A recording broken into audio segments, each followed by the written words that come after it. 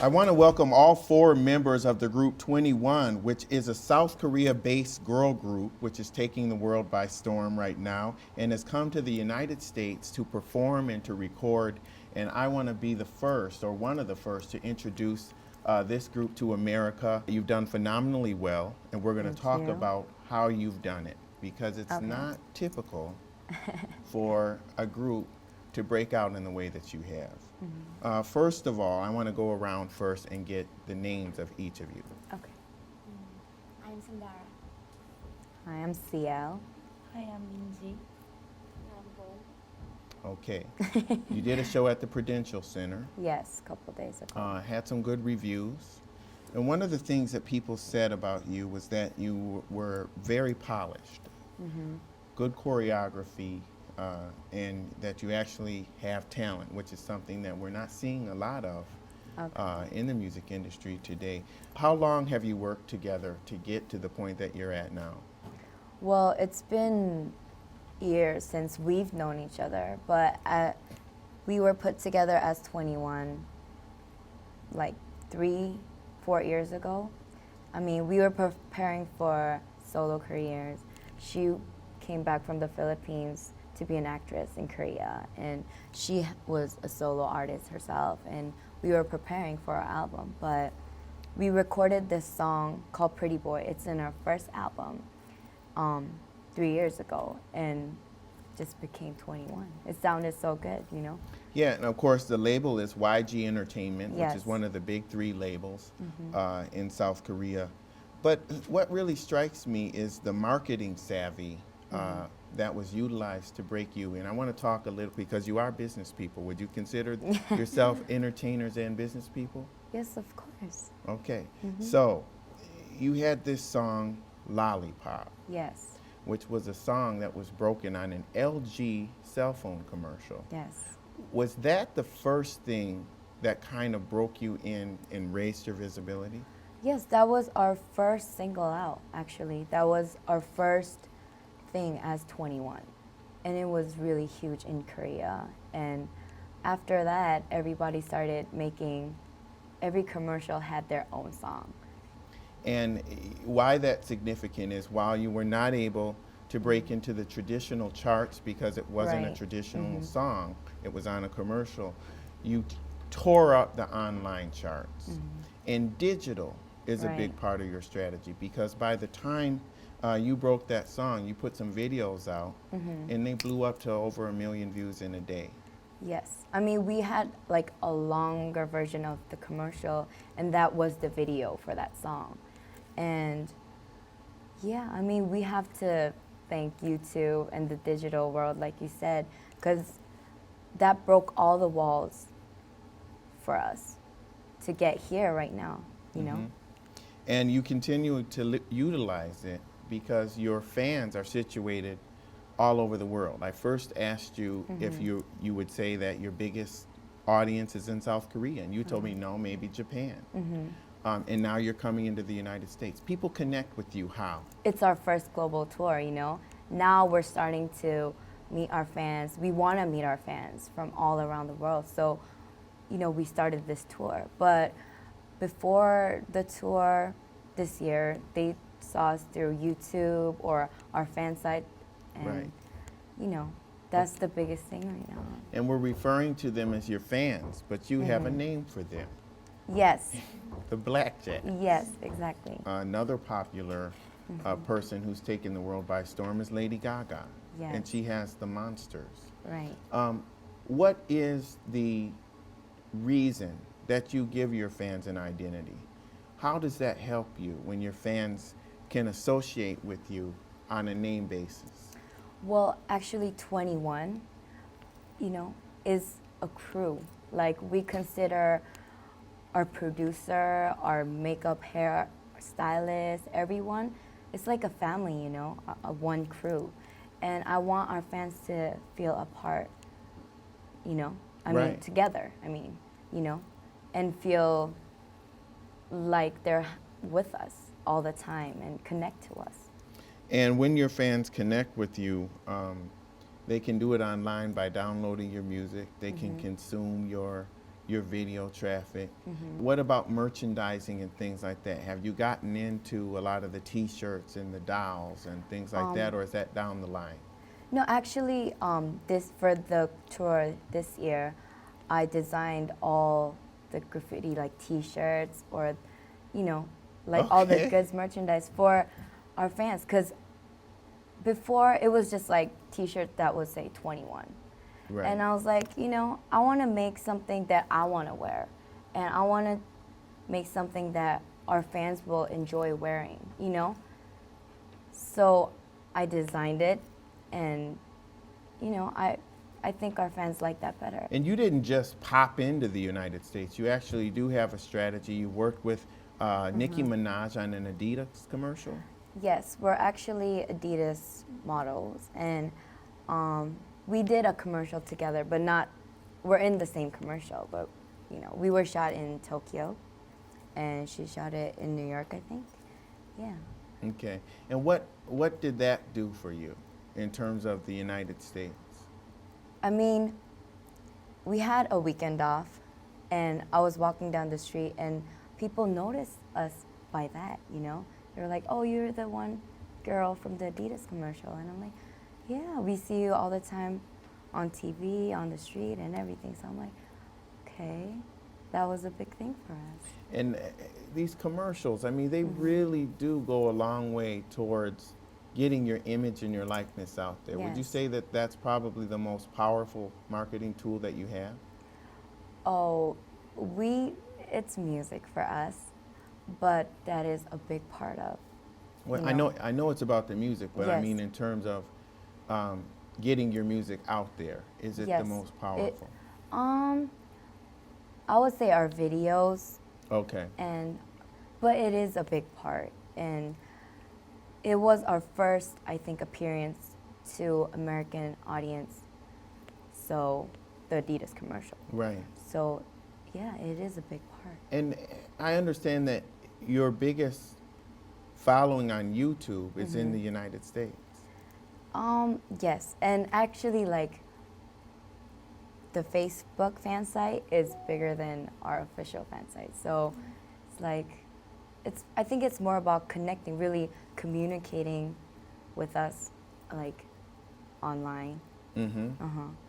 How are you with Twitter? You know, I talk to a lot of celebrities that are helping to build their brand on Twitter, but they're also very careful Yes. because they're afraid that they're going to say something or do something Right. that could damage the brand. Is that something you worry about?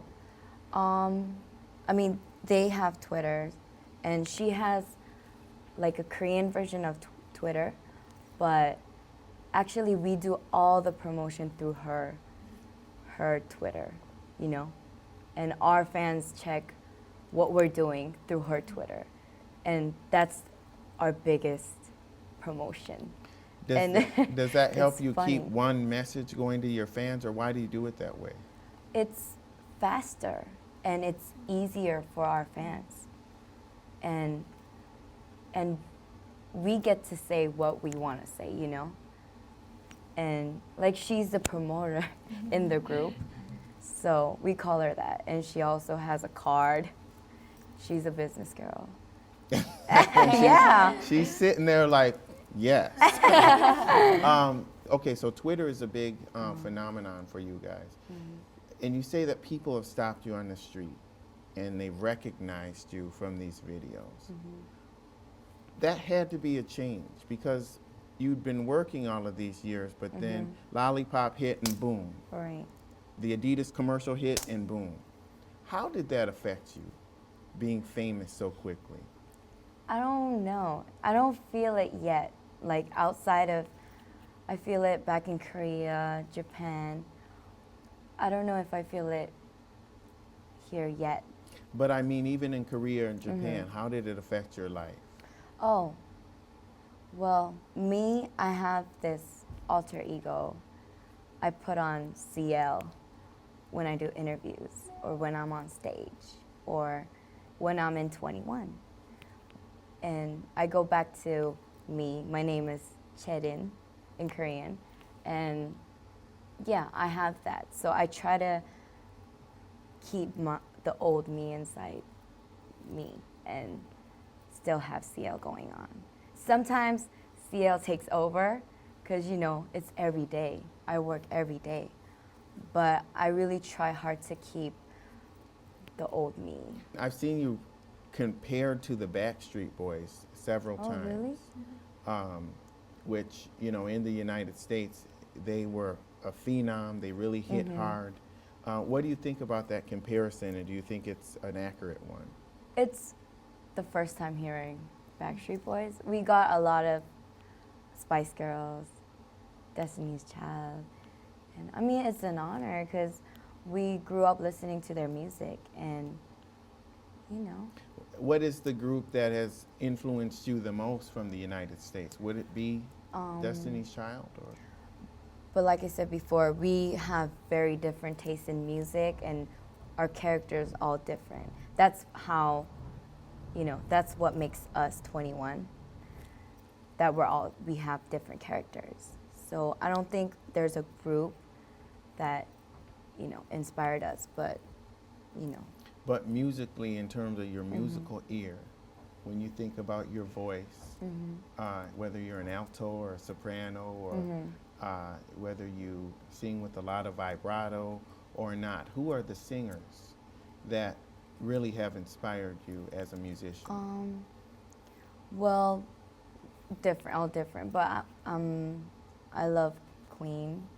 Okay. And Madonna, I love her. She loves Michael Jackson. Everybody loves Michael Jackson. And it was, what are you inspired? Britney Spears, okay. And then, I love Destiny's Child and also Mariah Carey. Okay, so you're all coming from an experience where choreography is a big part of it. People who have done well with choreography, people who have paid a lot of attention to their clothing, to the show that they're putting on. yes. That's a pretty good formula, wouldn't you say, for Yeah. success? Yes, I mean, it's not just about one thing, I think. It's about everything put together and balanced well. Fashion, music, you know, everything. It should be well balanced. Given a platform to speak to your audience and the people out there who have not heard your music, what is it, the message that you want to convey? Oh, this is hard. Well, we're ready, and I hope you're ready, you know? Can you tell me, just before we wrap up, can you tell me, you said you each have a character. Tell me a little bit about each person's character. Oh, actually, there was one more thing. We have been doing a reality show. Okay. Oh, yeah. Yeah, that's a big thing. That's a big deal, especially here. We have been doing a reality show for 3 years. Every time we had an album out. And that's where actually our character was made. I mean, it's not made, but we found things that we didn't even know, you know? About your personality. Yes. Okay. And that's why our fans know us so well.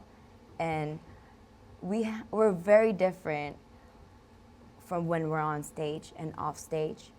Because, like I said, I have that alter ego. And, you know, we're just girls, you know, having fun when we're off stage. So they get to see it. I think it's a big part that they get to see that. And our fans love that. Yeah. What do you think about sharing your life with everybody? Because It was now in celebrity difficult. culture, you have to do that in order to keep relevant with your fans. It's difficult sometimes when we don't have our privacy, but we love our fans and we want to that's what we want to do. We want to make people happy. I want them to enjoy our music, and we want to share. What is the hardest part about sharing your private life with the public? It's when I lose my private side, but Is it really, I mean, if you because have it's 100% real what we do. 100% real. 100%. They're with us like 24/7. So at some point you forget that the camera's there or you're not paying as much of attention. Yes, we can't pay attention because they're with us all the time. And they even filmed us when we're sleeping. Just when we're taking a shower and we're going to the restroom. Except for that, they're always with us. So you forget about the camera and we're really real. So it's hard when we're actually, filming the reality show, but we miss it when we're not, so. About how many hours would you say that they're filming a day? The whole day, from when we wake up to when we go to sleep. Okay.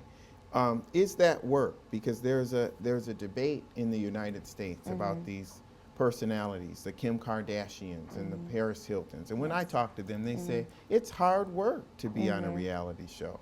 People don't see that it's work. What is hard about it?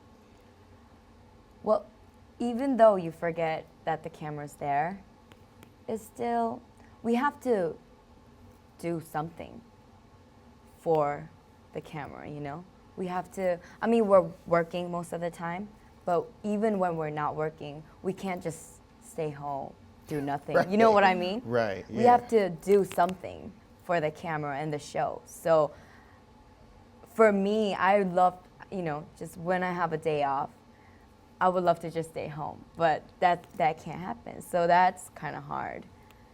But, Are there aspects of things that happen on the show that you don't want your family to see, like your parents and people that are close to you? I don't know. There were, like I said, we found our personalities through the show. So there were a lot of things that, I was kind of mad at that they put on the show. And Like what? Tell me one thing. like when I'm just like awake and I have no makeup on and my hair's, Right. you don't want people to see that. But, it's everywhere. Just sitting here talking to you, we can tell that celebrity is really now reality. Like you have to share yourself in order for your fans to really connect with you.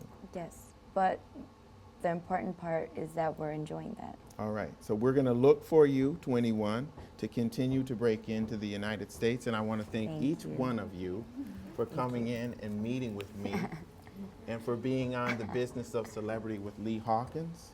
And I am Lee Hawkins, and with 21, we'll see you next time.